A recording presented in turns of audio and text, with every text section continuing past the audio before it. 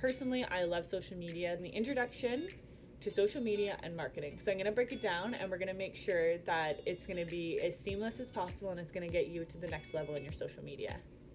Okay, so I'm going to actually be reading a little bit of the notes here beside me just to make sure we're on points with everything, because I can get a little rambly with this because there's a lot of information to cover. Figuring out your colors, your tones, your textures, your overall look of your page and what you want to showcase best on your profile. So it's really important to actually link your accounts. So whether it's Facebook and Instagram, it's a great way to link both of those. So whether you're posting on your story or posts themselves, they will actually be in the same. You might have clients or future clients that don't have one of the other in the platform.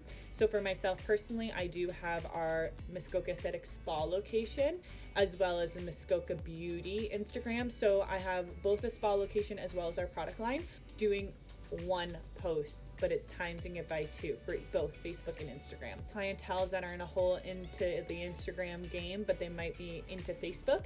So it's a great way to make it so both clients can actually be on your profiles. And you don't have a website, you can use Instagram as well, Facebook, and Pinterest accounts. If you go actually on our Muskoka Beauty Pinterest account, we actually just started this not that long ago, and it has completely blown up. So it's a great way when people are scrolling through Instagram, they might actually see a really cute setup of your spa or your lash room or something like that, and then they might start following you. So it's a great way for engagement and people to recycle your material. Touching the base on Pinterest and marketing is a game changer. I used to be all against like using other people's images and using wallpapers as the backgrounds, etc. But it is so fun. I absolutely love it. And also building your Pinterest board. So start online having different ideas on the way you want your page to look. So what I do personally is I'm all about, once again, the pink, marble, and rose gold. So I have my own Pinterest page that I am constantly reposting and adding things to my board. That way I can see what they look like together and how they're going to be presented on social media. The other thing is it's actually great to get images and to recycle that material. So for me personally, I love using the wallpaper on Pinterest, the marble, and I might have some gold sparkle to it or something that I can jazz it up. But I actually use a lot of those on my stories and the backdrop in some of my posts. Another thing that I want to stress about is not recycling other people's work. Like I said, I use a lot of Pinterest images, but I would never find a lash photo and recycle that on my page. It is really important to make sure that you're being authentic to yourself and your work. But if you wanted to get something as simple as a cute lash wand or something like that, or you have similar ones at your spa but you're not there, you can use those images, but always make sure you're showcasing yourself through your Instagram and social media pages. I'm going to give you a list of some great platforms you can do to actually plan your social media for weeks, months, and possibly even the year if you're interested. So some of the ones that we touch base on are the Later app, Post Planner, a Panelly, Buffer, Hootsuite, and so many others. So the list goes on and of different ones, but it's really, really important to make sure you use what works for you. Absolutely love YouTube. There's so many videos on there on the step-by-steps on how to make them work, what ones work best for you. If you don't have it in your budget to actually pay for some of these are also free for depending how many posts you want to do per day or per week. Great way for you to batch content, batch it all together, and then you can post it for a later post. So then that way you can see, okay, every other day I'm going to post a quote, or every other day I'm going to post a lash photo, post a picture of products we use. So it's a great way to actually see your photos all together, as well as having a great flow and making it as seamless as possible.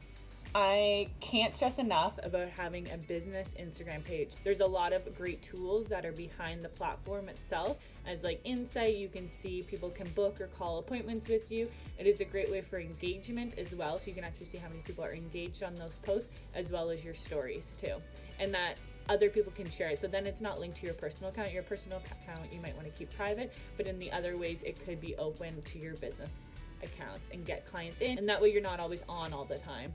So for myself, I have all my business accounts linked to my Instagram, but sometimes I'm just checking my personal accounts and I'm like, oh, my 9 to 5 might be lashes.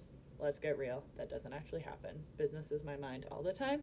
But for those who want to keep it separate, a great way to prioritize that. So now your profile. So this is kind of like when your client comes in for that first consultation, the first look, the first impression of you. So this is something you really want to take the time to make sure this is you. So your profile photo, either be a photo of yourself, of lashes, your logo, your name. There's so many things to take in consideration, but there's some points to take into consideration when deciding your profile picture.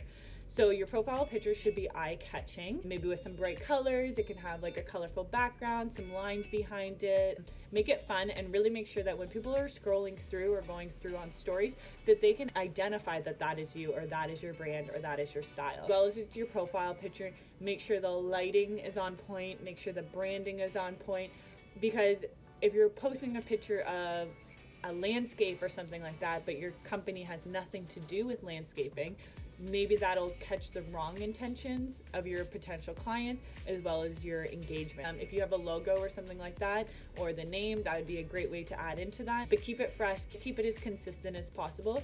So for example, Muskoka Beauty, we use our M logo because it is our brand. But with my spa, we use the name Muskoka Aesthetics as the profile photo. And then for myself, I keep a photo of myself just because it is my own personal brand there. So spend the time to really figure out what captures your client's attention and what also captures your attention. Maybe spend some time scrolling through different profiles and seeing catches your eye as a consumer. So another thing that I just changed personally on all my profiles was the name. Not the username, but the name. So just underneath your profile, this is a great way to actually engage people in your local area or engage people within your niche and your market. For example, Muskoka Beauty, we actually just changed ours to Lash Company, or I might change it to Lash Canada or something like that. That way we can get engagement depending on our demographic here or our location, different things that could bring people in and realize in the search bar.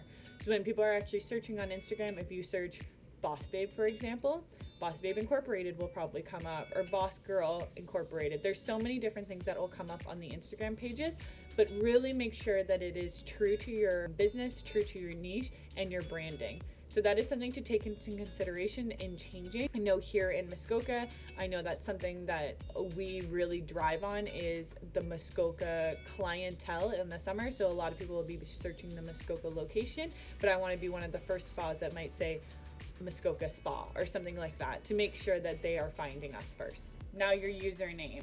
Usernames can be hard because a lot of them are getting used up very quickly, but really make sure you're not having too many dots or underscores, things that people might forget to add in, as well as trying to make it as similar to your business name as possible. Creative with it. Spend some time to really figure out what people are searching and what people are going to do in order to find you as easy as possible.